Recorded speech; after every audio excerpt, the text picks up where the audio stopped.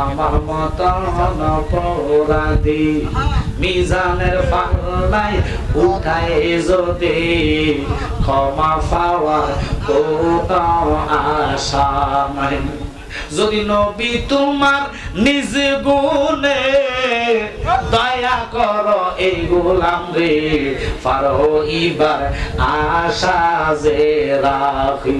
আল্লাহর নবী আপনার দরবারে এই আসামি নবী হাজির। হাতে বেড়ি পায়ে কড়ি এই আসামি ফেরোয়ারে আপনার কোটে নবী সালানে হইয়াছি। তোমার মহান এজলাসে জাবিন পাওয়ার আশাতে এই জালালি কান্দে বারে বার। আল্লাহর নবী আপনার দরবারে এই আসামি নবী হাজির।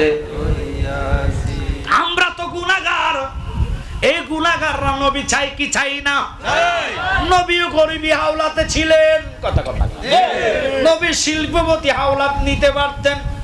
খাতুনে জান্নাত উম্মত ঈমান তোর আসেনি? কয় আছে। আমার আব্বার সামনে তুই দাঁড়াইলে আমার আব্বা ঈমানওয়ালা লোকরে দেখলে চিনবে, কারণ তার কুফাল এবং কলিজা থেকে নবীর প্রেমের গন্ধ বাইর হবে। আল্লাহু আকবার বলে। যেমন আপনারা বলি শুনেন, মাইন্ড করবেন, স্বামী স্ত্রী যখন শোয় স্বামীর গন্ধ ফাইলে বিবি বুঝে যে ঘরে আসছে, আরেক বেড়া শুইতে গেলে তখন বুঝে লেব না এটা আমার স্বামী না। কথা বল।